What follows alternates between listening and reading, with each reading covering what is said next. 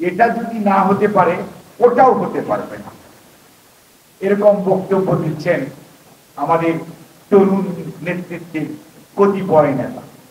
আমরা বলতে চাই, আপনি আপনার চাহিদা বলতেই পারেন, এটি আপনার ব্যক্তিগত স্বাধীনতা, কিন্তু আপনি কথা বলতে পারেন না আমার এইটা না হলে ওইটাও হবে না। এই অধিকার তো আপনার নাই।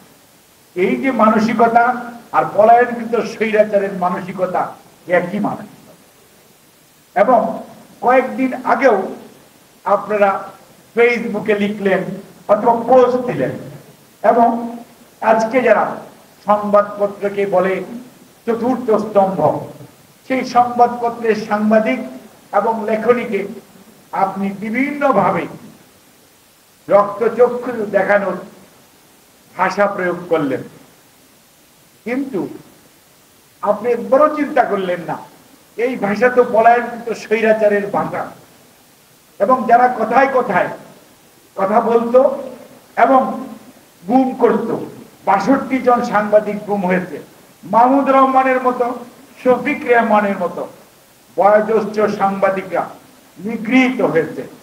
এবং সংগ্রামের যে আমাদের এডিটর আবুল আসাদ ভাইকে কি নির্যাতন করা হয়েছে আপনারা দেখতে পেয়েছেন, শুধুমাত্র লেখনির জন্য। এখনো তো একই ধরনের প্রতিধ্বনি শোনা যাচ্ছে আপনাদের কণ্ঠে। এটি কি সঠিক? এটি কি হওয়া উচিত? আপনি নতুন প্রজন্মের কথা বলবেন, আগামীর বাংলাদেশের কথা বলবেন, আগামীর সুশাসনের কথা বলবেন, মানসিকতা রেখে দিবেন পূর্বেরটাই, বিচার মানি তাল গাছটা আমার। এটা হবে না, এটা হবে না। শত ফুল ফুটতে দিতে হবে। সিদ্ধান্ত দেওয়ার মালিক এদেশের জনগণ।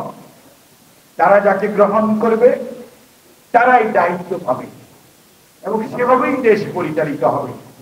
আপনি আপনার কথা বলবেন, আমি আমার কথা বলবো, কিন্তু ধমক দিয়ে অথবা কয়েকজন উপস্থিত হয়ে, যেটাকে এখন আমরা বলি মব সন্ত্রাস, মব জাস্টিস, এগুলো করে সভ্য স্বাধীন দেশে বেশি দূর এগুতে পারবেন না। যে মব সবচেয়ে বেশি করার ক্ষমতা, সেটা হচ্ছে দেশের জনগণের।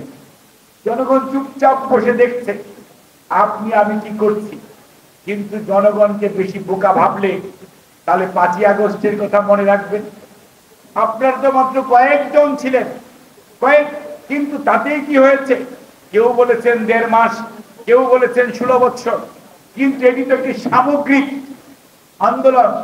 এবং এখানে সর্বস্তরে সেই ১০ বছরের গোপ সহ ঘরের ভিতরের মানুষটি আন্দোলনে শরিক হয়েছে। তা নাহলে তো ঘরের বারান্দায় তার নিহত হওয়ার কথা ছিল না, অথবা গাছের বাড়ির ছাদের মধ্যে গুলিবিদ্ধ হয়ে মারা যাওয়ার কথা ছিল না। রাস্তায় মারা গিয়েছে সেটি তো নয়, কেউ নিরাপদ ছিল না।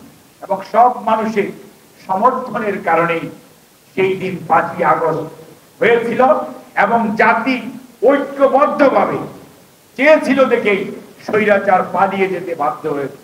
কোন অবস্থাতেই ভাবার কারণ নেই কারো অবদান কম বা বেশি। এটি একটি সামগ্রিক বিজয়।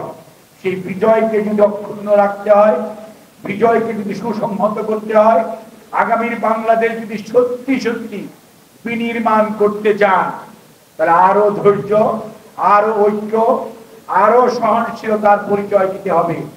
কথায় কথায় বলবেন এটা হবে না, এটা করতে দেওয়া হবে না, ওটা ঠিক না, দয়া করে এগুলো।